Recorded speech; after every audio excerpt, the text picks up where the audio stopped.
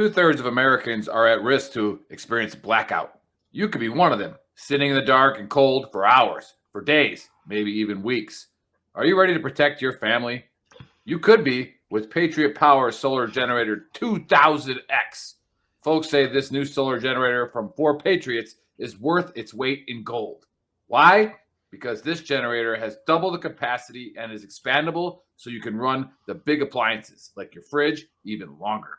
Or other devices like an electric blanket, microwave, RV air conditioner, or even an electric wheelchair.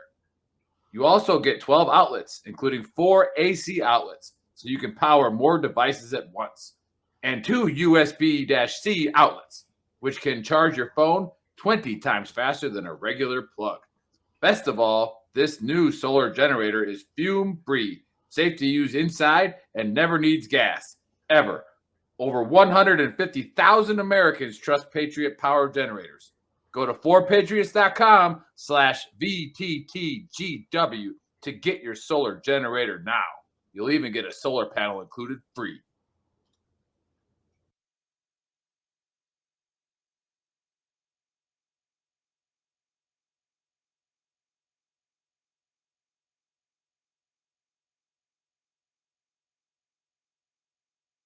Hey, what's up, trash talkers? Listen, it's impossible to fight, okay, if you don't know what you're fighting for. Does that make sense? Like, if you're in the dumps and you're struggling with mental health, things of that nature, it's going to continue tearing you down, all right? Because you're consistently trying to fight something, which is that demon, which is usually something from the past, right? Maybe that why needs to be fighting for your future. Let that be your why. Get the hell up and start fighting for your future. Stop fighting things that happened in the past. Easier said than done, right? Go seek help. It's okay not to be okay. A lot of people need to hear this. You are more of a warrior and a fighter if you stand up and say, hey, this has to stop. I need to go seek help. The stigma, everything has changed. It's okay not to be okay. Here is a firm believer in all men are created equal, but not all men live equal. That is why there's a certain select number of people in the DoD who decided to jump out of airplanes. And yes, we are better than you. 100%. Now, don't be the first triggered pansy to say, well, airborne's not relevant. You haven't jumped since World War II. Well, that's not accurate, for one. And two, it's like having a jalopy or a 68 Mustang. Well, a 68 Mustang's no longer relevant. Doesn't matter. It's still a better car than yours. So take it easy this National Airborne Day and just accept that we are better than you. So, 2 things for today's Honesty Cap. First thing, how do all my boys from the 101st feel knowing that the Army decided that instead of actually making you airborne, they would just create a whole new division that's airborne because you just aren't cutting it? It sucks. Thing number 2, for all the folks who were like, oh, airborne is irrelevant, doesn't even matter. They're making a whole new division of just airborne people because they're relevant. Think about that. How's that feel? Does that hurt a little bit? I hope it hurts a little bit.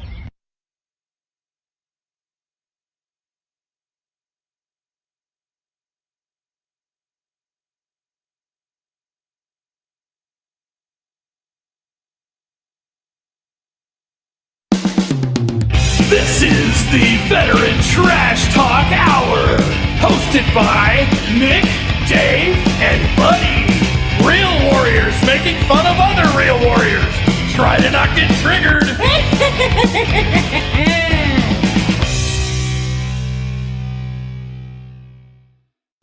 What on, Gruntworks Nation, VTT? Welcome to episode 153 of the Trash Talk Hour. Special guest today is Susan, owner and publisher of Soldier of Fortune, and as usual, I'm here with Buddy and Nick. Happy Saturday. Man, you sound like donkey poop. Your Your connection sounds like your upper lip. Yeah, like just Dude, I've been sick all week, man. Yeah. I've been sick all week, man. It sucks. Yeah. Hey, yeah. I got a doctor, Dave, that he said that, hey, let me know if that doesn't go away, and I'll send you Valtrex, under the radar. So just let me know if you need me to connect them to you so that we can. Yeah, I'm telling you, I've seen those Take care of it. Valtrex, those Yeah. Valtrex commercials though. Like those people are fucking really happy. You know what I mean? Super happy. Like maybe if you took some of that, you wouldn't be sad. You'd just be frolicking in a field somewhere, I guess it, whatever ails you. I'm happy as can be, bro. I've just been sick all week, man. I can't help it. Yeah. It happens. It happens. Yeah. I'm still in the mood. I'm still happy, and I'm still here. And I'm wearing one of my favorite shirts, regardless of what side you stand on. Fuck Hamas. All right, you can cop that at shop.veterantrashtalk.com or check out the QR code right there on the screen. right there. It's right there. Get the shirt right there. Yep. Yeah. Yeah. Fuck. But anyway, since we got my lip out of the way now, what else is new? Man, I'm just in my new office outside, man. It's beautiful out It here. looks good, dude. Yeah. I like it. It looks real good. I have a new pet peeve, if that counts. Yes. What is what's it? that? So I flew back from yes, more flights. Boston/New Hampshire today, and I realized that I have a pet peeve with people and their carry-ons. 2 of them, actually. One of my pet peeves is people, specifically people flying in or out of Nashville that are musicians and put their whole guitar in the and take the whole space. Take the whole thing. It's not made for just you narcissist. Why don't they check that in? They can check it in too, right? We don't want to break our guitar. Like, if you were real famous, you'd have more than one. Just have one shipped or do something. I don't care, but don't take up all the space. That's what I'm upset about. You ain't Jimmy Buffett up in this famous if you fly in your private jet, right? Look here, Jimmy.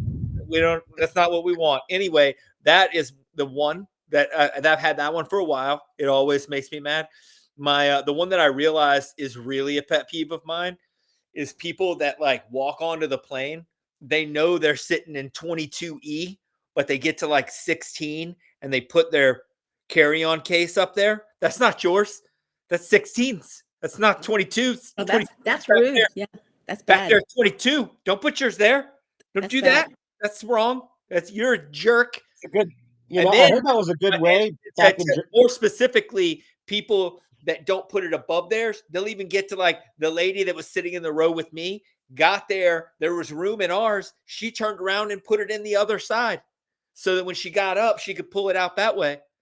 I got it. Makes sense. A little bit more convenient. It's not your space. You get to use that space. They should kick people off the plane for that. And this, on the flip side of what you're saying, it's the same aspect of when somebody who has an earlier row and they get on late. Yeah. And then they go all the way back to find space. Right. And all I'm thinking is now when this plane is getting ready to board, you got to go all the way back. That guy's going to not wait for everybody to get off. Ooh, that's also they're gonna go right away and slow everything up. It's like when the tires touch the ground and the group of douchebags get up and like stand up. Like you're not going anywhere any faster than the rest of us. We should have called this airline. We should have called this airline month. Oh God, I hate it. It makes me mad. I'm practicing my Pat McAfee. So if you watch the McAfee show on ESPN, he's always standing up like this, getting mad, like talking. So I'm gonna try that for a couple shows. Nice, get the bounce going. I like it. Yeah. I like it. Anyway, it's a good view, Nick. I like it. It's a good view. Thank you. Yeah, I got a new fan. It's like industrial or something. I don't know. Yeah, got some more shirts. You don't want to put your head in that. That'll hurt. Yeah. No. And then, but anywho, we're going to kickstart the dumpster fire with a conspiracy. We briefly talked about it when I brought up Ryan. What's going on now? I can hear myself. He's playing the video. So shut up. I'll play the video yet. Hey there. Y'all know anything about the Bohemian Grove? You can't go there. Can't go there? Okay, you ever see them come through here? No, not really. No? No, these guys are pretty secretive. All right. If you try to get in there and get caught, bye-bye. I'm dead? It's very possible. They got security left and right there. All right, well, pray for me. See ya. You think they'll let me in? Nope. You won't even get to the front gate, my friend. Not even a parking lot. They're that strict. So I headed down towards the nearby river to scout out a potential entryway via water. Bohemian Grove is all the way over those trees. The current looks fast. We're looking to find an owl out here. I do know if you go down that road and take a left, if you keep going, there's like a barricade. It's like a weird fence. It almost looks like a bunch of metal wrapped around it and everything. Really weird. Creepy? Kind of creepy. Almost like a Resident Evil kind of vibe. Ooh. You know anything I should know about it? Nah, not really, other than it's highly, security's always on patrol with them. We get people coming in for Bohemian and everything, and you can just tell by the cars and all that stuff, so. Lamborghinis or like SUVs? A little bit of both. If you were to see a Grove member, would you be able to recognize one? Sometimes, like in the summer when they're there, because they have like certain, like, they what is it, that all white thing sometimes. They wear like all white garb? Yeah, but not always. That's a little bit spooky. I know there's a bunch of hookers that stay over here. Are they hot? I mean, yeah, but they charge way too much. Oh, you've asked their price? No. Be honest with me. I'm thinking they ain't worth the bullshit to begin with. So, I don't think so. Half of them know what they're doing around with, really. Okay. But I mean, mine looks like an ancient Sumerian god, and I'm sure you've seen this shit. We saw an owl driving in here, too, on that little lodge. Oh, yeah. It's somehow related to it, but there's a lot of owls around here, too. What is Moloch? What's like the simplified version of it? As far as I know, Moloch was some sort of Semitic god. I know they sacrificed children to him and stuff. The only one that we know about the big ritual there is they have that big owl statue, and they burn a child in effigy for the cremation of care. Yeah. Do you think they're burning kids out there? I think they have, possibly in the past. Well, I've been back there before when I worked. Really? Yeah, I worked for a septic tank company. It's like the rich guys. Thank God. Oh my Lord. All right.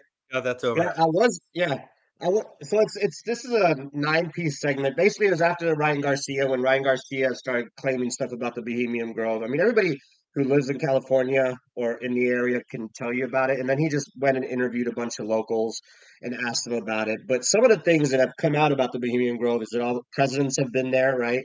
World famous like artists, just like the higher elite, right? They go there once a year, and then they do pray to this owl god, this statue, Moloch, right? Which is also on the dollar bill. Like if you, in the top corner of the dollar bill, I think it's the right or left, there's a little owl. I don't know what this owl really symbolizes. Maybe some of you guys know what it is, but the Bohemian Grove is a real thing. Apparently, presidents are decided there. Hiroshima was decided there, and other big world things are decided at the Bohemian Grove. I do believe that there's some sketchy stuff that goes on there. Because I think it's, tell me if I'm wrong, but like with all these elites meeting, are they allowed to like all meet like without like in person? Like I don't know. I think there's a law. I think there's a law for that. Honestly, I'll have to Google it, but I'm pretty sure. Are you like talking it has about to be at elites least, or members of the government? Yeah, Yeah, I think there's a law that they can't meet unless they're in like foreign presidents. If they're like foreign presidents, like building. just hook up and hang out together, like it has to be announced, right? Like it A lot of can't- those you can't guys just- aren't elite. Some of them are just actors that we put in power. Yeah, right. know, But you know what I mean? Like getting together in a public place, all making up. I don't know. There's some law. I read about it. I'm not certain. I'll Google it while you guys are talking. We'll call it But, Dave's Law.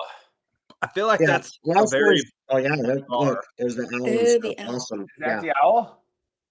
yeah, Oh man. yeah. Motherfucker been here the whole time. How many Yeah. times does it take to get to they? I heard that the Bohemian Grove is sponsored by Tootsie Pop. I mean, do you know how And good then, Tootsie and, Rolls and are? Is one there last any thing, chocolate? Is they there also any just say chocolate? some like big Masonic thing, right? Some big Masonic thing. So long story short, I believe that they do meet there. I mean, people have seen like presidents and helicopters flying in there and fucking like shit ton of limousines and like something goes down there. Whether they decide on like the future of the world, who knows? But it's definitely it's a little weird, and that's my take. I think we should What go you and got? find out. I Yeah, think we we should go. should. We Susan, should. you should go. You're coming with me. I'm in. I'm in. You go I'm in. first. Okay, so we'll go. We should just go. And we should leave breadcrumbs and stuff in case we get lost. But yeah, we should go. What's your take on What's it? your take, Susan? What's your take Does on this this? exist? Are they burning children with a bunch of hookers up there too? Please Like tell really me. burning, and what is like the owl? I don't know the background of the owl. Like I can't speak on Aren't you that. the one that like came up with this conspiracy theory? I looked it up last night, like I do all the conspiracies. You didn't look Isn't up that what an supposed to be owl. like Right 100% after he was dictated putting on it? right after he was putting Shut ointment the on his hell up, lip. buddy. Yeah. Yeah. He tried to type it out, but his finger kept slipping off the O. Yeah. This is so much Anyway, Valtrex. you're Valtrex interrupting on his Susan, finger. buddy. But, Well, you know, my go ahead. take on this is, like I lived in Northern California for a while, and you always heard about Bohemian Grove. My take on it was that it was sort of like it was camp, is that these guys went and they played up the fact that everybody thought that they were creepy and weird, and it was like a club. It was sort of like this, mysterious thing that no one could get into. But I actually think we should check it out. Okay. Yeah, I'm with you. I'm with you, Susan. I'm there. Okay, I think we should at least Don't tell my attempt to make bosses, but I don't got shit to do during the week, really. Let's No, we do should it. attempt to And make then let's entry. document the whole thing. Yeah. I think we should. I've got some For Patriots food if you need some. Yeah, we got survival Boom. in case we get stranded. We got a couple of those in our pocket. Boom, Bang. boom. And they've got 32 or 72-hour packets. I have got two Israeli-made plate carriers that are in perfect shape, never used. Boom. There you go. Hell yeah. I'll But donate those. Yeah, I got a few. Bohemian Grove, we're coming. I got a few French war rifles. Never been fired. Only dropped twice. French. Yeah, yeah. You're about to get swatted. Yeah. Anyway, No. buddy, what's your take? I have a couple points that I would like to. First of all, whoever was doing the interview that you played on here. It's 9 fucking goddamn videos. That was the only one I got it. But it reminded me of whenever a tornado comes through Alabama and they just go to the trailer park and find the most ridiculous people they can talk to. Like, yeah, if you go down that road, there's a barrier. Be the people in that area. Wouldn't that be a great area? That's got metal wrapped around it. I think the word you're looking for, my man, is gate. There's a gate to get in. First of all. Secondly, here's the thing. And I 100% believe that there are rich people meeting in different places all over the world. Mm-hmm. And at those places, they most likely are discussing business, things that are relevant in their life because they have a whole lot more pull in their various like fields of work than anyone else does, right? That being said, like it isn't weird that a bunch of people, like-minded people, would meet up at a place that didn't allow other people to record it or talk about it or do anything else with it, simply because it just makes sense. Like you wouldn't want everybody wearing like white robes and praying to an owl is pretty like normal shit, I guess. You do that on the weekends. But we don't know that they do that. Well, Right. here let's relate it to like other things, maybe. Like, you did ceremonies and traditions in the military, did you not? Do you think? Yeah, but we know what they are, and everybody knows what they are. Do you think that somebody from the outside looking into, like, say, a military formal and watch the grog get made might think they're making some weird potion? They're drinking baby's blood and shit. They're drinking fucking all of this stuff so they get some kind of weird spiritual power. All I'm saying is, that's not the case. Talk there, Herpy Marie. Like, fucking shut up for a second. All I'm saying is, if without perspective, without being in that group and understanding the perspective that they're looking at, even if they are praying to some kind of weird owl, like, why do you, I don't know. I guess I just don't, it doesn't affect my day-to-day life because I'm never going to get invited to Bohemian Grove to drink. Buddy, are you part of this group, buddy? You're defending it awfully staunchly. How many times have you been to Bohemian Grove, buddy? Only twice, and it was fun. There you go. Good time. It was a good time. But like I said, but there are lots of other organizations that have secret meetings and do secret like stuff. It doesn't make the organization, like the Boy Scouts have secret meetings where they do secret stuff, and it doesn't make them a bad organization.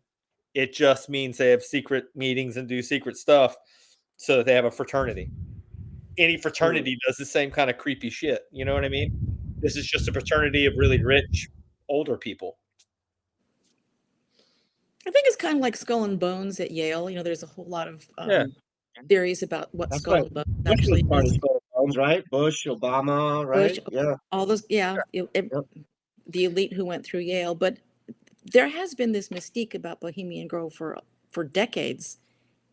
Right. But my which my makes it operating- more, which makes it more, I guess, like elite, and it would draw people to it more than it would send it, you know, like make people not want to go to it. You know what I mean? Well, when Ryan Garcia went ballistic and crazy, he said that I don't know, we can't use those words on the live, but they unalived some children there at the Bohemian Grove when they sacrificed them to the owl Moloch or whatever. Do you believe that? Like, that's like some crazy shit, you know? Now we're going down a crazy rabbit hole when it comes to that type of stuff. There's like a lot where Epstein's connected to it and like all kinds of weird stuff, man. Yeah, Obviously, you're not gonna get an argument from me that there are super rich people that are so desensitized to anything that makes their dopamine level go up that they have to continue to push the boundary until they do like really crazy stuff, and that they are doing really crazy stuff. Yeah, I 100% agree with, like, that is statistically most likely the case. I mean, throughout history, if you look back at kings and royalty and like oligarchies and really, really rich people, they all did some really kind of foul things in their private life. Yeah. You know what I mean? Yeah. Like it's Yeah. just a thing. You know what I mean? Yeah. I mean, at some point, if you've got hundreds of billions of dollars, you know, just You can going literally do whatever. going You home at release to 5 feel like you can o'clock do in the whatever the fuck evening you just want. doesn't float your boat anymore. You know what I mean? And once you've jumped out of a plane, then you want to jump out of a plane at night. And then once you've done it at night, you want to do it from outer space. Like they keep pushing the limit until they're so far removed from a moral compass that the rest of us would understand. That being said, I mean, it doesn't make it right, but it also doesn't make it. If it is all our world leaders and stuff, the people, you know, that the people are supposed to look up to. I mean, I guess we've had our conversations about our presidents and stuff, but I mean, it does make it kind of like fucked up, you know, like holy shit. Well, I mean, Just trying to understand it all, I guess. You know, what the owl, like that- what the owl means. Like it's on yeah, the dollar bill. It's all mystique. You know, it's all this yeah. Illuminati shit and all this crazy stuff. You know, but like you said, like we can't change it anyway, right? But that's the fun thing Well, about a it's conspiracy not theory. that That's we why we can't talk change about it. it. You It's know? just that if you're not going to do something about it, then why get upset about it? Yeah, of course. If you're not actively going to like stop it somehow, then there's no reason to bitch about it and whine about it if you're not going to, like we say, put any skin in the game to like stop it or do anything for it. Then you're just whining, you know what I mean? But and like I said, at the end of the day, it's not that it doesn't affect my life, because it's going to affect everybody's life if you know there are a bunch of like world leaders meeting and talking and doing whatever. But at the you know the reason that prison guards are allowed to be in charge is because the prisoners aren't convinced that there's more of them than there are of the guards. So, you know, the fact that we call them our leaders, like our world leaders, we allow them to be in charge. Once we realize that there are more of us than there are of them, and we can tell them that they're not in charge anymore. Ooh, another ants reference. I like it. That's a great. I love the It's ants. crazy though, like the things, you know, when they say the presidents are decided there, you know, like they decide there who will become the next president and stuff, you know. And obviously we can go further down the rabbit hole and talk like Hiroshima supposedly was decided there, at least that they're gonna do it. So yeah, that is concerning if like all the decisions are made there, that means we have zero power then essentially, you know, which I guess we kind of don't, in my I mean, opinion at least. When we did look you at have an elections and stuff illusion like to how that. much power you had at some point? Right. Yeah. You know what I Yeah. mean? Like, Yeah. Well, I have two observations here. One is that the original rumor about that place was that it was a nudist colony, that all these world leaders, like they just ran around naked the whole time. So like they didn't want I've heard that too. Right? I mean, when I'm king of my own castle, when the girls go on like a girls trip, I mean, I walk around naked. I'm not gonna lie. When Quinn, just saying. when my son has gone to his friend's house for the weekend or something, I Porky Pig it around my house. No pants. That's there you the go. rule. But anyway, Yeah. But you don't want people coming in taking your picture, right? So, but the other thing is just like as a journalist, like the one thing that really has come home to me pretty clearly is that there's like keeping a secret is so difficult. Nobody keeps a secret. So if you've got decades worth of all of these people who are involved in this conspiracy, how come no one has come forward and felt guilty and confessed and, tipped off the press or someone on how to bust this thing? So like my take is it's really an outrageous conspiracy, but the place does exist. So I think we ought to go. Sweet. Nick, what's your take? I was waiting patiently for the obviously the intelligent aspect of the show, to where I had to like bring it in. But we do have Susan with us today, and so I was excited because she is another intelligent person like myself. Very well rounded, educated, comes up with really good points. But I'm gonna say something here that I think you're all right. But except for Dave, because I don't think Dave was prepared for the show whatsoever. He's been rubbing Doesn't that even know what the owl thing. Yeah, like doesn't even know what the owl means. Like you're the one that's supposed to tell us what it fucking means, Dave. All right, we're supposed to talk about. You're supposed to research Any this stuff. research in these conspiracies, man. I looked them up the night before. But I'm going to talk about how you guys are right, and also just like wrong. Like Susan's right that we just need to go there. All right, we got to go there and figure out what's going on. So we're going to make that happen, and that kind of goes into what Buddy's talking about.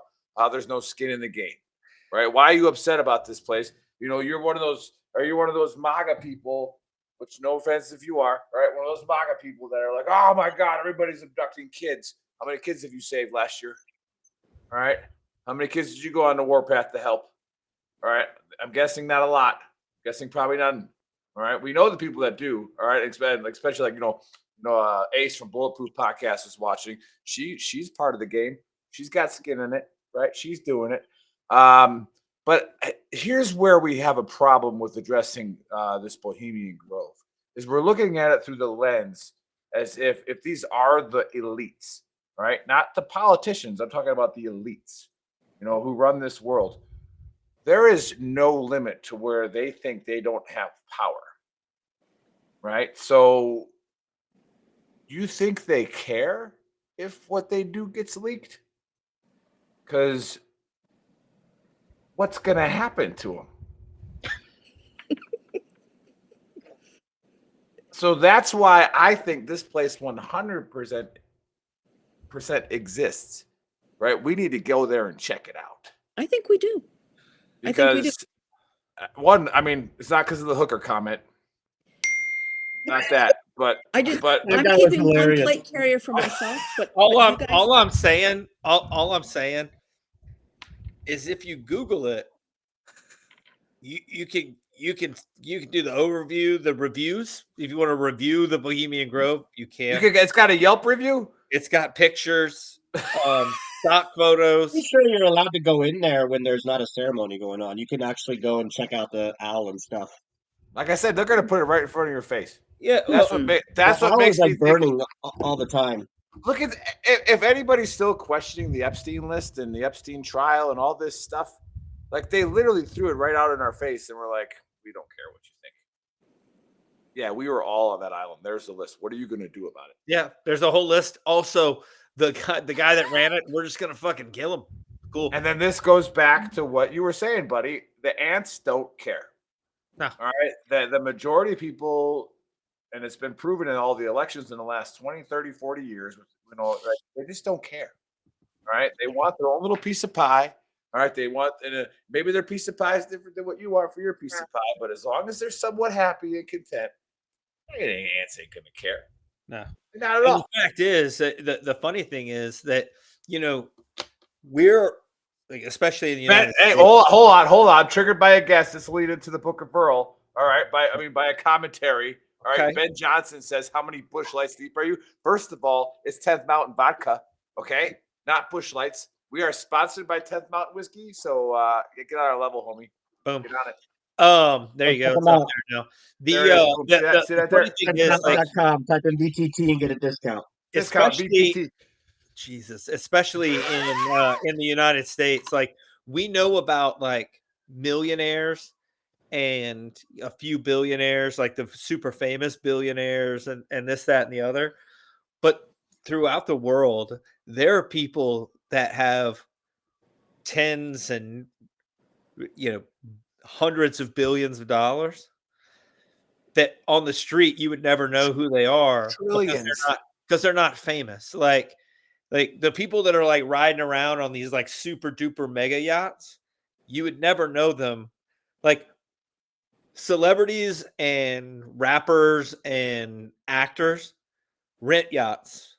The people that own them, you would never ever know who they are. Oh yeah, And they're the people 100%. that have the power and the money and all the other stuff to be able to pull strings and do, manipulate politicians and countries and things like that.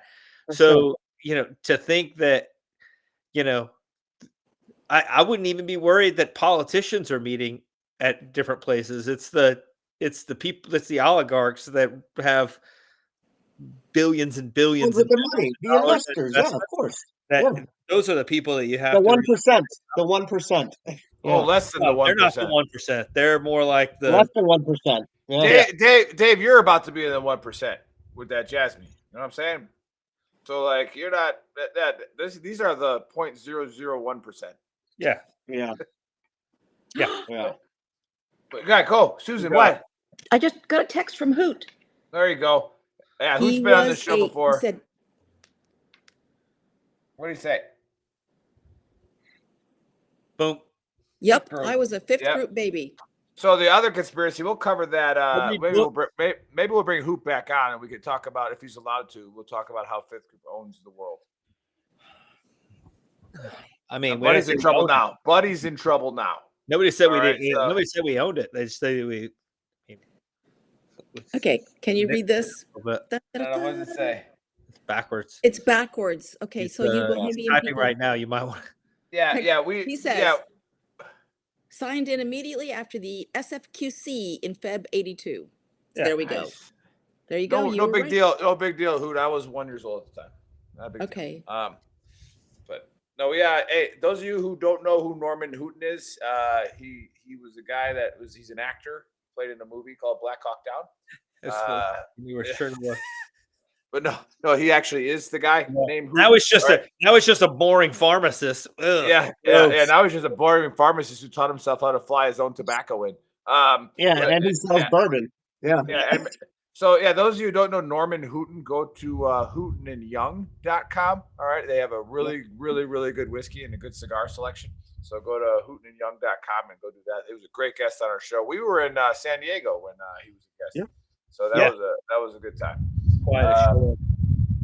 But Okay, so buddy, you get points. You get total points. I mean, I did. I'm telling you, you should know. I listened. Well, normally Buddy has a really good take on the conspiracies, but when it comes to like world ownership, it's weird how he's always kind of quiet about it. He doesn't really come at it with it because it all adds up now, Nick. All adds up. Is Fifth Group security for the Bohemian? You're onto something, Nick. Yeah. I think. Did we ask he Norm wants to to come say with that us? the aliens in the Miami Mall were real, but he doesn't want to fucking talk about this shit. You know?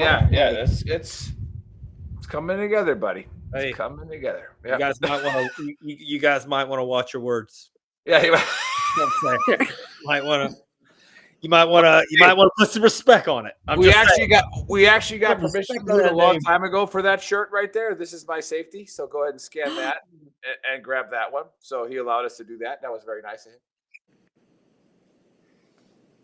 So scan that. This is my safety. Go get it. All right. Well, let's get into the book of Earl. It won't take long because I really want to talk to Susan.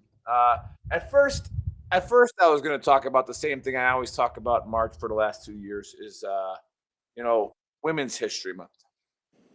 All right. And how, if you follow Big Earl's page, and what kind of triggered me this week was the amount of you that were coming after me on how they made the meme about the NCAA reversing its ruling that Leah Thomas, i.e. the dude, right, that won all the swimming events, giving his trophies back, all right, to Riley. That upset me. That meme upset me. Right. Because I believed it, and then I found out Right. it wasn't true. Right. Yeah. It's not true. Then this is what I was going to get triggered about is I make the joke that men are going to take over all the women's records, right? And that it's our time now, kings. It's our time now to seize, right? Everything. We had Woman of the Year, all right? We Miss Puerto Rico's a dude, right? We got the powerlifting record. We got the NCAA swimming record. So I'm trying to make all this fun. And people are on there like, that's not true. It didn't happen. I go, exactly. It didn't happen. And I was like, why is there, and we've said this before, why is there not every single women's rights page, feminist page, blah, at any fucking page that has a woman on it, going nuts about this stuff? Like going absolutely nuts. And like I said, we've already covered it, so I don't want to get into that. But that was kind of what had me kind of, getting revved up for the Saturday show about what I was going to talk about. And so the Book of Earl is simple. And I'm going to put this in the Beatitudes, all right, chapters, all right, somewhere like around, chapter 16, all right, when I get down to actually writing the book. But it's be authentic. All right, just be authentic. And as long as you can accept that you know that you are being authentic and you don't have any fucking friends, it's because you suck probably. All right? Like if you're authentic, right? There's probably something you're doing wrong. Now, if you're in an area where there's a bunch of douchebags around you, be authentic and don't hang out with them. Don't be friends with them. All right? Because maybe you just need to move. Right? You ain't in the right spot. All right, but yeah, so here's where it comes with authentic. I was doing a fight show this morning, okay, where we talk about UFC fights.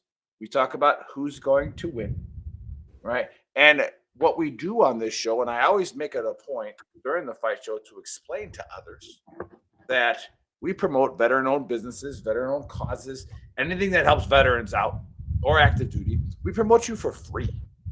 Right? We don't charge you nothing. Like, we just come out here and tell us what you do. So somebody in the chat thread, buddy, somebody in the chat thread puts out what some kind of business they want to give a shout out to. And I was like, oh, that's cool. I was like, hey, yeah, Alchemy freaking, podcast. That's awesome. Let's do it. And then this guy put a bunch of emojis up. Right? He was talking to me like in Generation Z, where I don't know what all that stuff means. He just gave me a bunch of emojis. And I was like, I don't know what that means. I don't read Swahili, bro. Right? And then I was called a racist. Oh, because you don't read Swahili? Because I don't read. Well, apparently, I'm guessing this guy was African American. What? Because he assumed that Baker said, our producer said he was. So our producer looked at him. So apparently, me saying I don't read Swahili is racist. Because he was African American. Well, guess what, Mr. Tyrell? I didn't see your picture. All I saw was your comment. I had no idea what you looked like. I had no idea who you were. And I was willing to give you a big ass shout out. All right. Because that's what we do. It's just a lot of fun. Right. But here's where you start to get lost in society is where right away I'm a racist because I said that. And I'm like, I haven't been called a racist since I was a first sergeant, by the way. It's been a long time. All right. Now, and again, anytime you challenge the status quo because you're authentic. Right. And again, I don't give a shit that I said Swahili. I'm not going to apologize for it. I could have said it Irish, Italian, English, Irish American, blah. I fucking say anything. So what? How the fuck is that racist? All right. So this is where we get into a problem. Women's History Month has now become more important to me than it has in the past. One, because I have 2 daughters, right? And we are literally letting men take away their records. We are letting men do things in women's arenas that that unfucking real, right? So I didn't pick Susan to be guest during March because she's a woman. I've been trying to get Susan on the show for quite some time now, and she'll tell you that. This is All true. right? True. Why? Because Susan's freaking awesome. What Susan does is legit as hell. Who she was recommending me to the first time we ever met was by Karen, another woman that was on this show, right? And then Karen, Susan, and I, and then our producer Chris and Mark Boyd from Darley Defense, we got in here and we started the Task Force Lahaina. Right? We didn't do much about it, but we started it. All of a sudden, everybody who could do something about it was doing something about it. Right? I don't know. I don't know where I'm going with this, buddy, but I'm a racist and I got triggered by the chat thread like you did last week. I tried my best to control my composure, but I told him to take his liberal leaning left racist card and shove it up his ass. I think the problem lies in a where we're in this weird time where it's a viable debate strategy to just throw out like weird words like narcissist or racist or sexist or misogynist. Easy. When you don't have a rebuttal. Yeah. You put any of the ist in there and then you are relieved from your requirement to provide facts and logic, and you can just go with feelings and terms that don't have to be proven. And like I said, if the first thing you go to is this person doesn't like me, okay, so like it's me. If I go into a store and I complain or I do something that people don't like, and then I go, well, you guys just don't like me because I'm a white dude. It could be that, or it could just be that you're a dickhead. And then people don't like you because you're a dickhead. You just happen to be a dickhead who's also a white dude. Or you happen to be a dickhead who fits one of these other identities that like you subscribe to instead of just being a regular person. Like if you can boil your entire personality and your life down to like one group, then it's and that goes for like if you're a veteran, and being a veteran is what you boil your entire personality down. Like you've got all the 5'11 tactical, and all you talk about is your veteran trash talk here. And all the ERB on the back of your car, your entire ERB. All you do is bitch about like, well, you guys should do what I tell you to do because I'm a veteran and this, that, and the other. Like, you owe me. Yeah, are you warm at night? Yeah, you're welcome for that blanket of freedom I provided. Like, if you can boil your entire personality and all of your arguments into that one thing, you should probably look in the mirror and go, man, I have failed at life. Like, as a whole, you failed up till now. Up to now, I need to make a change because you're a one-dimensional character, basically drawn. You're an animation drawn into everyone else's life. If you're that one-dimensional, like you're not a whole person. Like you have to be able to. You can't even see anyone else's perspective or side of the story if the only way you're looking through it is through your one dimension. And like to get upset with somebody because they know and I don't know, it seems like we live in a time where somebody will ask you a question or make a request of you to do something like, hey, will you do this? And the only answer they're willing to take is yes. No is also an answer, or I don't know, or maybe.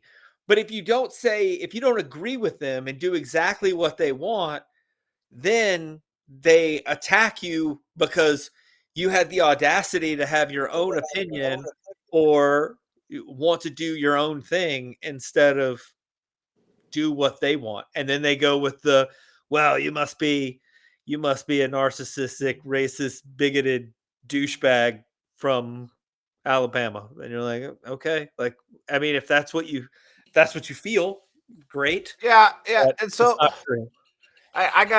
we gotta get to Susan here, and talk about it. But yeah, those are like, again, that's where you start to get lost on what we're appreciating, right? You start to get lost on how much people, whoever has volume on something. Is that Dave? It was Dave. You suck. All right. So, anyways,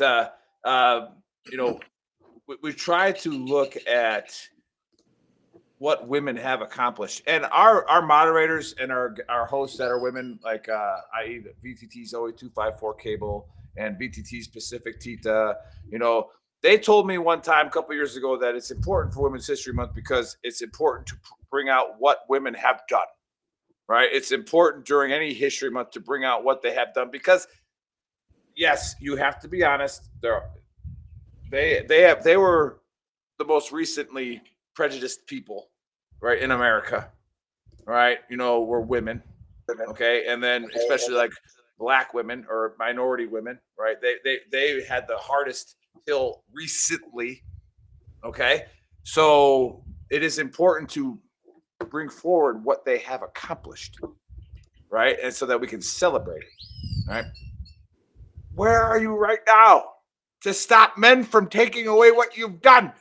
Right. So, anyways, that's the Book of Earl. Be authentic. Don't stand up for any type of transgender bullshit.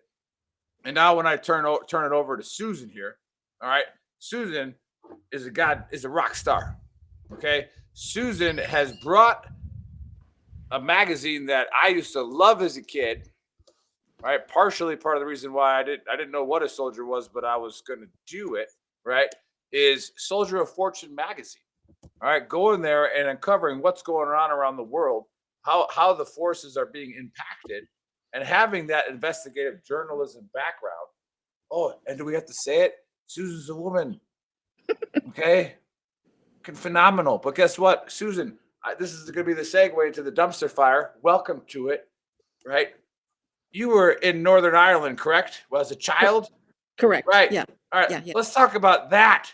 And then let's talk about how you got to where you are with Soldier of Fortune and the badass things you've been doing. And oh, by the way, this is where the actual truth was going to come in. The authenticism. How do we? It's a hard word. It's authenticity. Authenticity. Yeah. I was trying to copy Eddie Murphy's Raw skit, by the way. So get over it. All right. So the big words are hard. It's not. Yeah. It's all right. The authenticity. All right. Of Facebook is that if you tell the truth, you tend to get in trouble. So right now, Soldier of Fortune magazine, who's trying to tell the truth, all right, is getting shadow banned on Facebook, and we are 100% used to that here at Veteran Trash Talk because they're just not used to telling the truth. So Susan, talk about whatever the hell you want to talk about, how you got where you got, because we've been waiting for a long time to have you on the show. So welcome to the dumpster fire. Thank you. I feel so at home with you guys. Like kumbaya. Like, have some whiskey, whatever brand. Like, seriously, I'm so happy to be here. Like, thank you for having me on. So, like, my background, I'm an American. I'm also an Irish citizen. And I grew up, my mother's from Ireland. So when I was a kid, we used to spend summers in Ireland, then come back to the States. Bebop. This is during the Troubles. Like some pretty extremely violent times in Northern Ireland.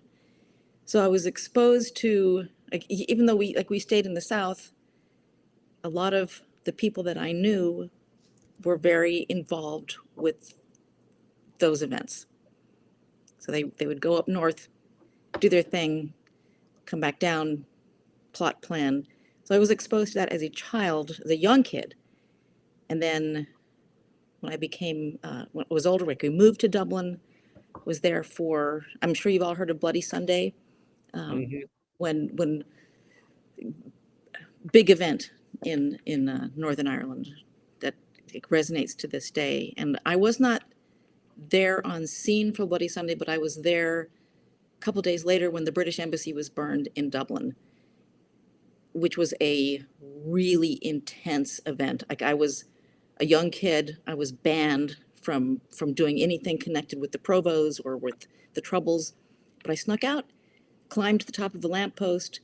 I watched 25,000 people below me besiege the British Embassy, set it on fire, like like throwing fire bombs, and people climbing on top of the roof with an axe, chopping it, and chopping fire hoses so that the firemen could not put out the fires. So that sparked my interest. Became a journalist, and also reported on Northern Ireland as a journalist, also during the Troubles. Now, when you say Troubles for the younger viewers, what does that mean? Oh, that was like this guerrilla warfare between the Provisional Irish Republican Army and pro-British forces. So the basic conflict was that one side wanted to remain, Northern Ireland to remain part of the United Kingdom, and another side wanted all of Ireland to be united into one country. But part of the problem was that the dominant group that wanted unification of Ireland was pretty violent, and they also wanted they were friends with some pretty shady characters in the Middle East. So it was a very complex and tumultuous time. Yeah, and I don't know whose dinner bell's ringing. It's probably Buddy still, but No, it's not me. It's not you. Oh man, it must be. It's either Susan or Chris with the notifications. But okay, so you grew up in Ireland, witnessed the Troubles, and then did you get your journalist background started in the United States, and then went to back to Ireland? Right. So like I came to the U.S. and I had befriended this British Army general who fought in the Boer War, and who told me about the Boers, and I got really interested in mercenaries. So I came back to the U.S. and I wanted to write about mercenaries. And I took out an ad in Soldier Fortune magazine. And I was trying to keep the word count really low because you paid by the word. And it said, "Are you a mercenary? Contact." And I gave my name and my address. That's a really good way to get in touch with the A-team. I'm just saying. Right. That's exactly what I was thinking. Did Hannibal show up to your Hannibal's door? like, I love it when a plan comes together. Take the mustache off? Yeah. Well, Susan, you just hired the A-team. Yeah. I'm telling you, but I was really young. Okay, so I got. How old were you? I have lost my birth certificate. So like How old were you when you did that? There's no time. Early reference, 20s. so we're not saying early 20s. Okay. Yeah. So like I took out this ad in Soldier Fortune magazine, gave my apartment address, and to my shock, people showed up at my door, and I got a lot of letters, right? For the entire spectrum, right? Hey, have a gun. Just need you to pay me to come back to the U.S. Can you please send me money? To like whacked out people, and a couple of genuine mercenaries. They thought I wanted to hire them, and I just wanted to write about them. So I thought the whole thing was kind of funny, like it was a misunderstanding. So I called Soldier Fortune headquarters, and I got Bob Brown, Colonel Brown, and I said, "Hey, I want to write for you. I've got this this really funny thing that happened when I took out an ad in your magazine." And he just said, "Oh, that's bullshit." He says, "If you ever get a real story, give me, get in touch." So I hung up. So that was that. So fast forward many years, I got a job at the Washington Times in Washington, D.C. And I had sort of smuggled this painting into the Pentagon. Like I had to return it to the Pentagon. That's a long story too. But one of my colleagues was test driving a Porsche, and we were going to return the Porsche, pick up the painting, return it to the Pentagon, which is another side story. But we're in the lobby of the Washington Times, and there's Colonel Brown in the lobby. He was just sitting there, and I said, "Hey, you want to ride into town?" And he said, "Yeah." So we like stuffed him in the back of this Porsche, and his head was right like by the gear shift between the two front seats, and we had him cornered. So we were giving him a lift into town, and I said, "Hey, I want to write for you," and he goes, "Well, we never had a woman. This is Women's History Month. I can talk about this." He said, "We never had a woman." I said, "Okay, well, I want to write for you," and we just kept going back and forth, and he said, "Fine, meet me at the waterfront tomorrow," and go to the waterfront the next day. There's Mosquito Indians, there's Charlie Beckwith, there's a Kevlar speedboat, guys with eye patches, parrots on the shoulder kind of thing. And I just started hanging around with the Soldier of Fortune crowd and started writing for them while I was at the Washington Times. So covered Northern Ireland for the Washington Times, and then wrote about like kind of wonky stuff for Soldier of Fortune. Like really, what happens if the U.S. and China go to war? Who will win? That kind of thing. And just wrote for them over the years. And then when I found out that Colonel Brown was interested in selling the magazine, I bought it. Well, nice. So You're went the from owner, operator, writer, and producer of Soldier of Fortune magazine. Is what you're saying? Right. Yeah, I'm it. Wow. There you go. Yeah, and so what I got from that is you got rejected by I did. Very and then- painful. So then you hijacked a painting out of the Pentagon, and then you stole the colonel and shoved him in a Porsche. Yeah. And then put his arm behind his head and said, "I'm writing for you." I'm writing for you. And now you run it. And now you But can I redeem myself about the painting? Yeah, you do whatever you want. I didn't steal it. I was actually helping the Pentagon. I was it was ugly. I was helping them. I gave them back their painting. So You only borrowed it. It. This is like national treasure. You stole the Constitution or the Declaration of Independence so that you could save it. No. I when I was in California, I did aircraft restoration at Travis Air Force Base Museum. It's like I helped restore these really cool aircraft, and in the hangar, my buddies found this painting. It was called Jaeger's Quest. You're laughing, but it's true. It was Glamorous Glennis being launched from the belly of the whatever, I forget which bomber it was, but Jaeger himself signed it. It was a valuable painting by Stan Stokes, and there it was in the hangar of Travis Air Force Base, and it belonged to the Pentagon and the Pentagon art program, and they were really pissed that we had their painting. Like when we called them and said, "Hey, we found your painting," they weren't good. nice. How did you know it belonged in the Pentagon? Well, because what happened was, yeah, like I guess the museum had borrowed it from the Pentagon for an air show and just lost it. So I was doing them a favor. I go to Washington, D.C., right? And my buddies at Travis flew this painting aboard a C-5, took it to the East Coast. And I'll tell you, that painting almost got lost. It almost got sent to Korea. So the Pentagon should have been very happy about this, right? So, yeah, it's kind of a convoluted story, and I don't want to get you too far off track, but it was a favor. It's your track, Susan. We're talking about Soldier of Fortune. Yeah, this is all about you, Susan. So all right. So we got the background. We got to how you took power by force, which right. Again is a strategy, and sometimes very, very effective one, as you pointed out. Yeah.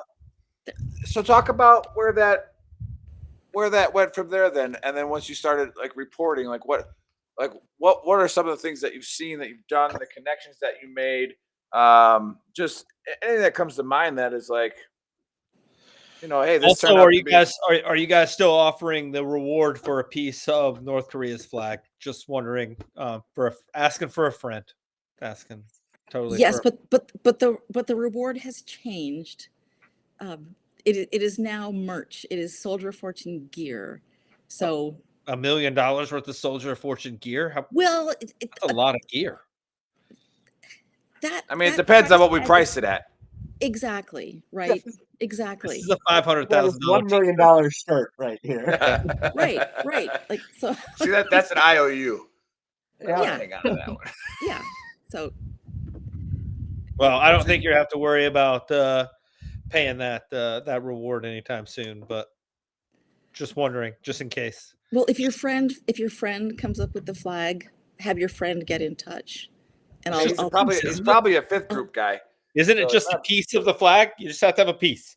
But it has to be authenticated. Like, we have to know, like, how do we know that they're just not going to the, like, How do you know you didn't make your own and cut a piece off of it? Just go to the North Korean fabric market and buy a piece of. You could. You're right. Is there a North Korean? Yeah, honestly, if I was, how would you authenticate that? Like, how? If I was as broke as North Korea was, I just cut a piece off of it myself and like ship it in. I want documentation of how this was done, and I would want a little bit of a DNA sample off that flag.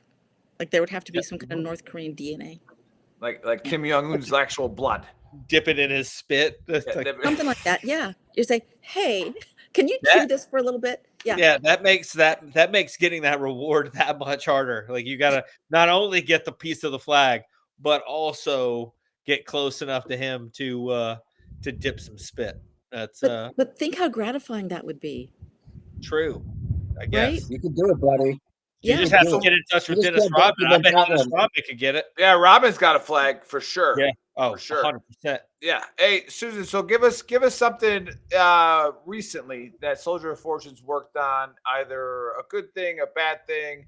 Like, give us something that Soldier of Fortune's like, hey, if you haven't picked up Soldier of Fortune in a minute because you didn't think it existed anymore, right? Why should I get it again? Why should I start looking at it again? Oh, you should absolutely. But first of all, it's just like, it kicks ass. It's a great publication.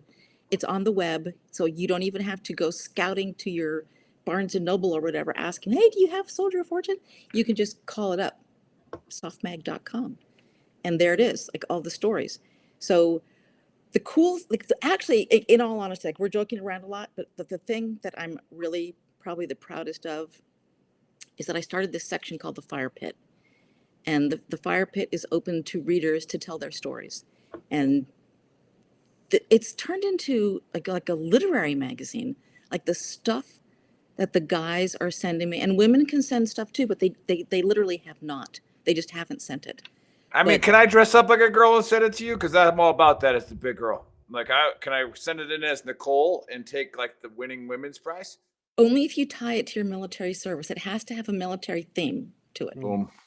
Boom. Like, okay, I'll be looking. I'll be looking for it. But like, the stuff that I'm getting from guys sending me stuff it blows me away. Like, their voices are so authentic, and the storytelling is just like, as an editor, I'm a pretty harsh editor. Like, I've been an editor for big publications, and I look at this stuff and I go, I don't even want to touch it. Like, it's just the voice. It's just beautiful. Like, one of my writers, Heath Hansen, he is so funny. 82nd Airborne guy, and right, like, probably a super awesome dude, honorable, probably a great physique, nice jawline. Yeah, probably square. I know what you're talking about. Yeah. Squared up. Grows a beard like in a day. Yeah. All that stuff. Yeah. He's gone to the border, and he's what is probably one of your favorite stories from that section of your magazine, if you have one in mind? From the Fire Pit. Well, wow. One of Heath's stories, the Phantom Shitter. That one was just like, I laughed so much reading that story. I think he was in Afghanistan. Oh, and- he's been a lot of places. The Phantom. He has been a Well- lot. Phantom shitter from the movie Flight of the Intruder. It's existed a long time. Oh, he has been all over. Well, in Afghanistan, they had a problem in like the showers. Somebody was using the shower as a toilet, and it became a huge thing, like a big deal. And then I don't want to spoil it in case you read it, but they caught the Phantom shitter, and it was just like so funny. I love that story. And then, you know, the ghost in Afghanistan, right? The Afghans were terrified because, you know, the antenna on the these were going like this, and they knew it was a ghost. So those are two of my absolute favorite stories. And then the guys return fairly frequently to veteran mental health issues and suicide prevention. And we had one by Guy Fred Gaines, who wrote this like really very touching story about how he didn't listen to his buddy, and he should have. He writes that he should have paid attention. So we get into some real like, I think, heartrending stuff and some funny stuff. So I love that section, the fire pit. I love that. What do you think your what is the your so you is there what are the other sections of Soldier of Fortune now? It's been a long time since I've looked at a Soldier of Fortune magazine, like a long time. So war. So write about war. Security, which covers like a whole bunch of stuff. We've got a section called Badass. We've got Guns and Gear, which, you know, people send in their stuff about guns and gear. Guns and Gear. Yeah. So if you wanted to send something in from like SIG or something like that, you could do that. Shout out. But I would want to talk to SIG about would SIG like to advertise with us too? Like, I would love that. I had one guy who he's Canadian. He Has he got a hockey stick? No, but Royce DeMello, he tested a Chinese knockoff of a Dragunov sniper rifle, and very honest review. And, you know, a lot of times in gun publications, you'll read reviews and it's always clearly they're sucking up to the gun company, right? Well, gun guys are also odd. Yes. Yeah. Are they? People are. Yeah, they are. Yeah. But this story was really good. It was good. And then I have a section called Dispatches where I like write basically my opinion on stuff. Yeah. Do you guys still have the like they used to post, like when you put your post in for a mercenary to come visit your house? Apparently, can you still post in there? Can you still get the A-team to come to your house on Soldier of Fortune magazine? Hard no.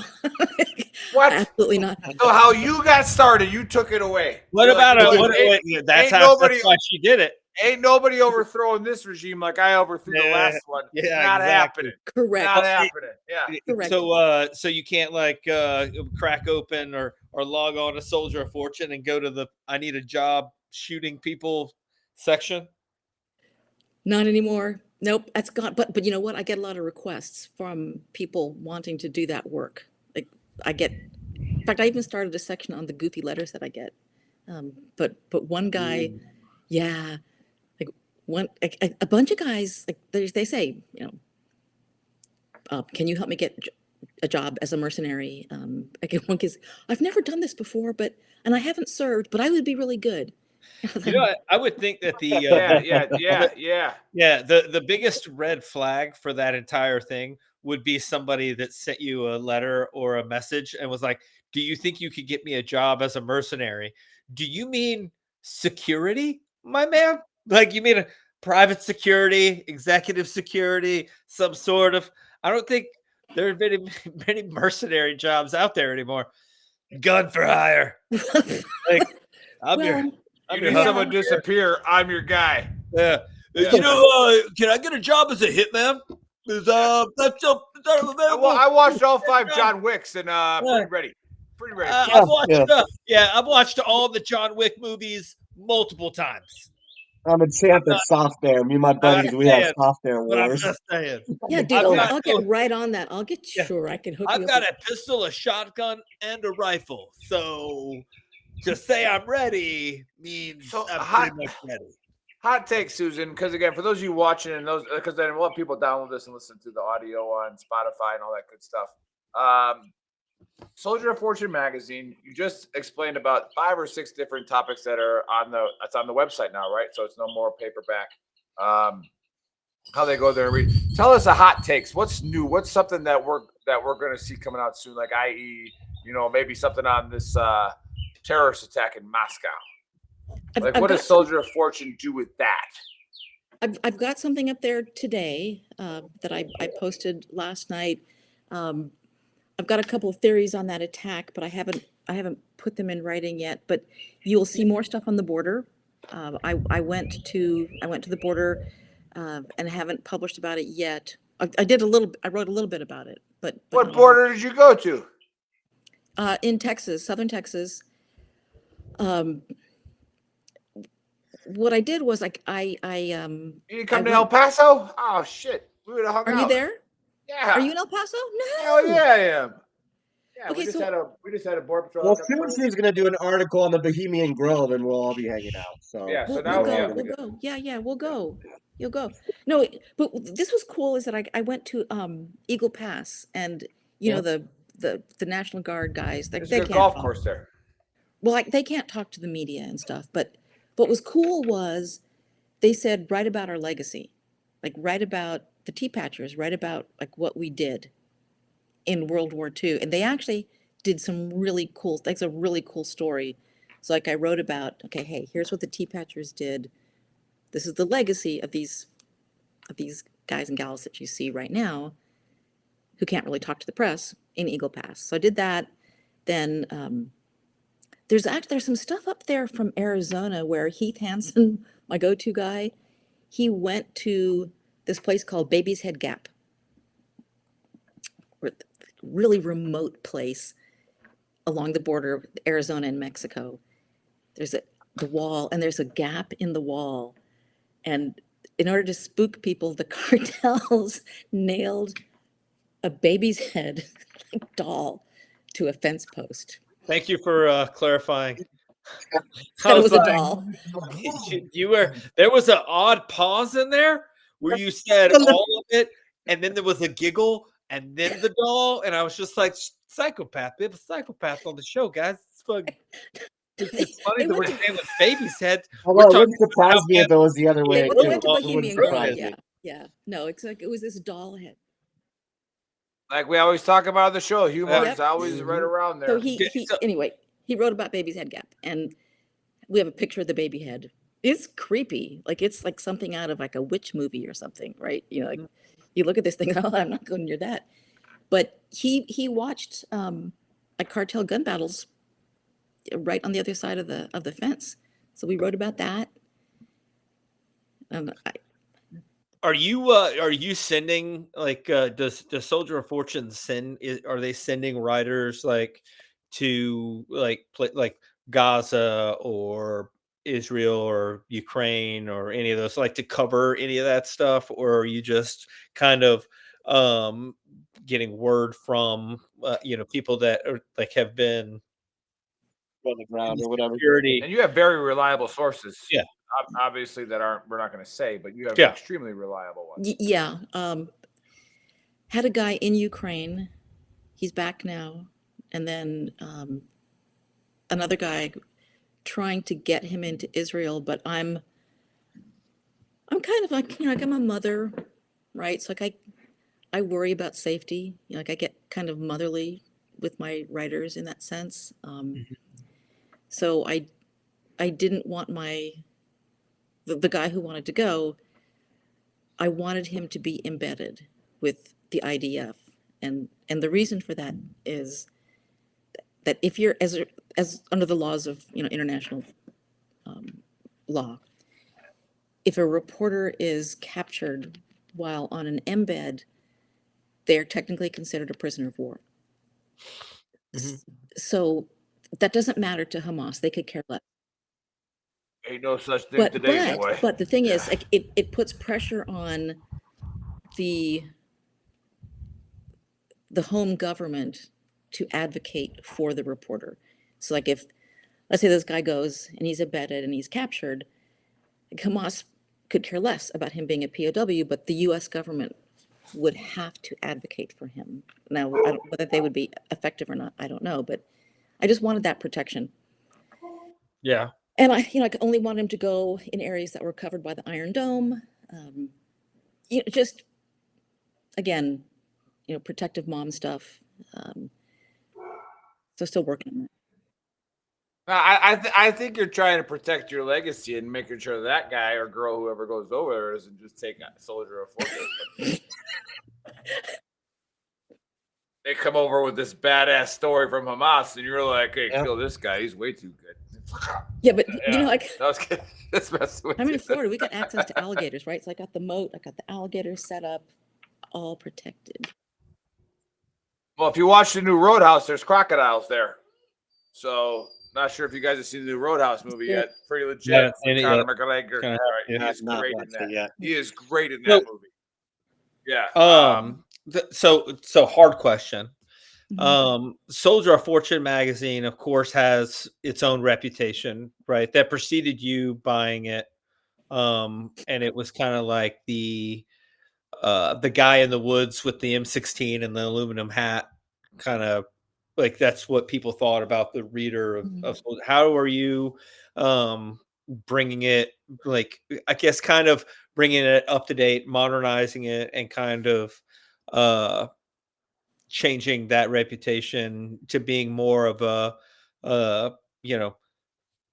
what it was originally meant to be, like, soldiers, guys that do security, sharing their stories, and then sharing what's going on in the world, and kind of being more of a legit independent press forum instead of people just telling war stories or whatever. Well, that's a really good question, and that actually has been like something that I've been like really focused on. So, like, I come from the background of legitimate journalism, like Washington Times. I was a reporter, and was an editor at Series Play, and I was with People Magazine like for a very long time, and Time Magazine. So, I come from a background of really strong journalism and standards of journalism. So, like, I impose those on my content, and my writers stay as far away from politics as I can. So I don't get into the whole, MAGA versus woke stuff. Like, I stay away from that argument 100%. But I'll write about, like, everything has to be documented. So if there is, like, we did a story that a kid had a toy gun in a Zoom class for his school, and he was showing the teacher, "Look, this is what I got for my birthday," and it was clearly a toy gun. I think I remember this happening. I remember the story. Didn't the kid get suspended or expelled or whatever? And the police came to the house and all this stuff. So, right. So I did write about that. Just because that was factual. We reported on that, and this did happen, and people can draw their own conclusions. And I have taken a political stance regarding Hamas. So it seems like a very easy one to take. You don't like a terrorist organization. You know what I mean? Like, but other people don't realize that, I think. Well, there was I don't want to tag them as being Hamas, but there have been some Arab advocacy groups in this country that are very sophisticated, and they're very well funded, and they're quite mainstream. Not going to name them, but they peppered me pretty heavily, like, wanting me to write their material and present their side, and said, oh, they wanted me to write about like negative stories about Israel. And I wrote back to them. I said, send them a link to the shirt. Yeah, I will. So I said, hey, I I didn't see where you guys put out a press release condemning the attack. Can you please send me that press release? Yeah. Yep. And they didn't. So Yeah, that generally seems to be the easy way to Shocking. stymie that whole. And the sad thing There's is, a couple of them. There's more than one. I mean, yeah, but you know, supporting Arab countries who haven't taken in one refugee. yeah, well, like the sad thing is there are definitely two sides. Or sent $1 of their oil money to go feed the starving well, people in Gaza. there are They haven't definitely sent two $1 sides to over. every story, and that's I mean there are innocent victims on both sides. 100%. The Palestinians, but you have to make a Always is. distinction between the difference between Hamas and Palestinians. There are Palestinians that are in Hamas. You know what I mean? But they're like Hamas is not all of not all Palestinians believe in what Hamas believes in or even want it to be a thing. That being said, you know, if the group that wants you to like kind of print their propaganda can't even say Hamas is a terrorist organization, well, I can see where that would be a very big tripping hazard right at the get go. yeah, that's for me, that's a hard no. Yeah, and then, it's if you can't like even if you were American and Americans did something as bad as what Hamas did when they invaded Israel, if you can't say, hey, you know, this bunch of American soldiers went here, killed all of these people, you know, sexually assaulted. It's happened, and we've sent those commanders and those people to jail. If you can't look at We that group of condemn people it. and be like, yeah, no, that's not what we're about. Like they are horrible. We don't like it. That's not what we're doing. If you can't do that with your own people, like there's something wrong up here. There's nothing that has ever happened in the history of the world that makes doing that in the present day okay. And I put out a statement People saying, were cheering it, not just like, and I'm not saying all, like you said, Palestinians are that way, but there was cheering and chanting, and everybody was happy in the streets when it happened, and those were civilians as well. I said, you have no real estate on my site, like none. Nope. Yeah. Like Well, none. it's also And then, it's very like how many Jews live over there? How many Jews live in all those other Arab countries? Freaking none. But then you have plenty that live in true. Israel. You know, well, it's pretty. It's just not true. There are Christians and Jews that live all over. I looked at a stat.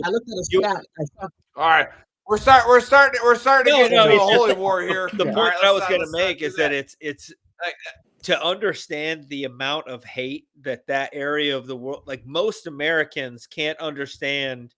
Like you think that you've seen people like, you know, Nick was talking about earlier, the guy saying, you know, that he was racist and he hadn't even seen him, right, and all of that stuff.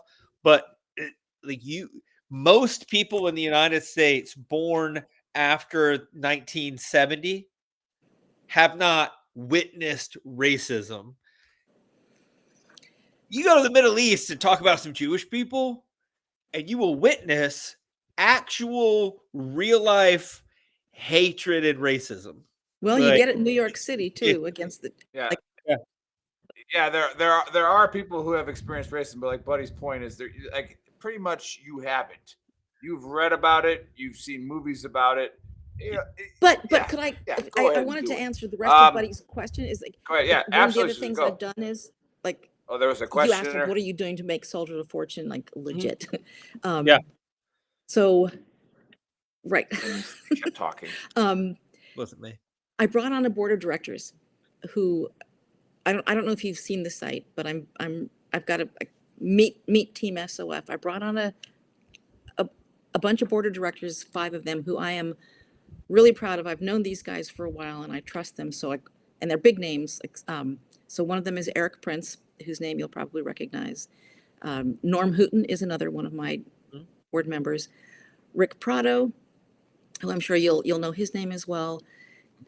Jan Scruggs, who is an old friend, he founded the Vietnam Wall, and then also John Spencer, who is probably at this point the world's good friend, Yeah, leading John Spencer, expert on urban warfare, and he's been to Ukraine and Israel, and he literally wrote the book on urban warfare. So I brought in these 5 guys. They're on my board. I trust them implicitly, and I have great respect for them. So there's that. You know, like I've brought them in, and we're not doing what the old Soldier of Fortune used to do, which was, I think they called it go and do. Like they would go downrange, they would send people to fight and to write about it. Like, it's like I'm not sending anybody downrange with a rifle. It's like you're either a journalist or you're kinetic, you know, but you're not both. Interviewed, right? It's like, yeah. Hey, so I have to cut us off here because we're running into that point in the algorithm in Facebook where they just kind of stop sharing us with people because we're not quite Joe Rogan yet, so we talk for that long. But for those of you watching, really appreciate her jumping on. But I'm marking down some of these times where you're saying things, Susan, that are really important for Soldier of Fortune magazine. So that if you want to go back on the podcast and cut it up and do it, I think our audience, i.e., Veteran Trash Talk and Gruntworks, would be really interested in that board selection that you have and the way forward with Soldier of Fortune. I think that would be tremendous in helping get that. You know, and again, it's not a magazine anymore; it's online. So just getting more subscribers, more people hitting the website, and then more people getting your merch. So how do they go to it? Where do they find Soldier of Fortune magazine now, and where do they get the merch at? Did you call it? You called it up. I already know, buddy. I'm friends with Susan. Softmag.com, and I've got a handy little ad. I've got rudimentary merch up. I'm going to be coming out with a new line of merch, so people can get the traditional, like the beret with the cross knives. They can get that, but I'm going to be getting some more stuff, some more merch for people. I'm on Facebook. So far, they haven't shut me down yet, but there's been a threat. They're trying to, though. Yeah, that's been a what threat. happens when you tell the truth. They demonetized me. They stopped sharing my stuff. Then they remonetized me, but they're still not sharing my stuff. So it's been a. No, that's what I'm saying. We're getting to the point now where they're not sending our stuff out at like this long, an hour 30. Like our videos not even getting sent to people anymore. Like they suck. So yeah, that's right, Facebook. You But suck. we love you. Like don't kick us off, Facebook. Like you're the best. Oh. Well, that's a genius it's badly platform. Done. It's really it's badly just, you done. know, like remember when they shut me down because they said I was sharing terrorist content? You know, like. Yeah. We got shut, but Dave, you're like muted or we can't hear you. But they shut us down for inciting violence by saying "Happy Birthday, Devil Dogs." Well, on the Marine Corps birthday. My trick of using the kittens works bullying. really well. So. Well, I told you puppies, that was my idea. I said you got to throw a picture. Oh, yeah, you got to do puppies or kittens. You put a picture. I did the up there kittens, right? You said we're just innocent little kitten watchers, kitten lovers, and like the guys, the audience loves it. Like they're getting into it. Like they love the whole kitten. Yeah, you have to do it. You have to do it. Like it is what it is. But no, awesome. I look forward to helping you promote Soldier of Fortune. So anything that you guys are doing or drives you got going, just reach out to us, and we'll put it out on our platform. But yeah, I think it's at about an hour and 25 minutes if you're listening. Because again, the things in the links in the chat, the softmag.com. But for those of you who download our podcast and listen to it, all right, go to softmag.com. All right, and check out and go to about an hour 25 into the podcast and the new board of directors she has on and the way forward with it. So it's pretty awesome. So hey, thanks Susan for coming on, buddy. You get to do the AR. Oh God, hey, so look forward to our trip. All 4 of us going to the Bohemian Rhapsody. Yes, apparently, I can't wait. This will be fun. It's gonna. Oh yeah, we're going. It's gonna be called the No Pants Dance Tour. We're gonna just run through there, do this style, and look at the owl that we don't know what it means because Dave didn't do his homework. We're gonna bring mice. We're gonna bring mice to throw to the owl. If anybody wants to sponsor Dave, you can go to his a grassroots money like you just send him money for Valtrex, that'd be great because he's got it's a thing on its lip that has a thing on its lip. Yeah, It's got a name now. Yeah, Herbie. George. Herbie. It's the sun, guys. He lives in Arizona. It gives him a bump.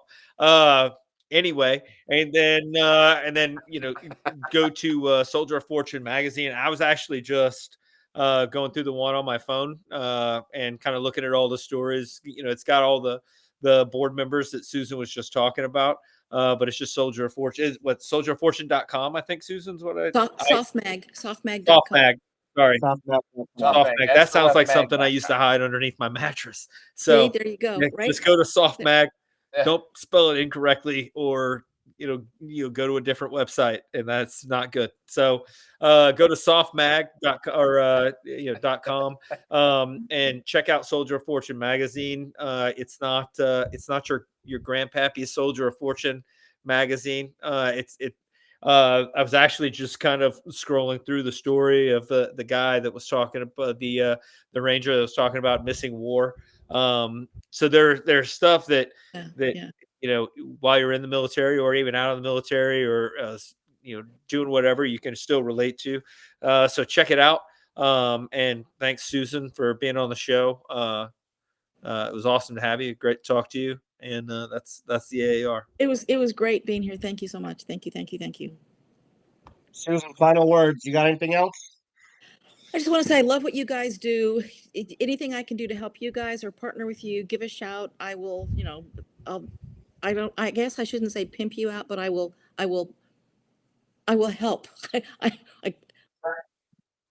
I mean, Dave's okay, used to that. yeah. He's there is good-looking, that. I didn't want to say. now. But we actually could get him at a discount. You just he's got to put saran wrap on his face. That's it. Just gotta get. It's a cold sore. Hold that thought for Bohemian Grove. Like maybe they'll have almonds. I don't know. But yeah, no, this is great. I loved being here. Thank you so much, and I really appreciate you having me. Like very much. Thank you so much for coming on, Susan. I'm definitely going to look into it. It was a long time ago when I read it, but I'm going to definitely look back into it now. And then for everybody that tuned in late, make sure you go check out VeteranTrashTalk.com. That is our website that has the links to our podcast, YouTube, our merch. Today I'm wearing the Fuck Hamas shirt. You can see it on the screen there. QR code. Big Earl's wearing the OG Veteran Trash Talk shirt. That was our very first one. And Buddy, of course, did not contribute to the team as usual. I'm wearing He's wearing the Rambo necklace that Rambo 2 that she gave. That's cute. That's cute. I will be getting this my safety one. I plan on wearing that to some training here pretty soon. That'll be fun. That's awesome. Well, thanks for tuning in. Come check us out. We'll be back next Saturday. Boom.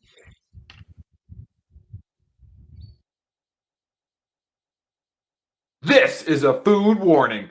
The UN warns of an unprecedented global hunger crisis. In fact, it's predicted by 2030 that 800 million folks will struggle to feed their families, which means two dangerous things for you. Number one, higher prices at the grocery store. Number two, less food available.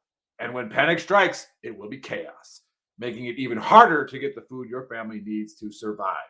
That's why it's vital, more than ever, to have a survival food stockpile. Introducing the deluxe 3-month survival food kit from 4 Patriots.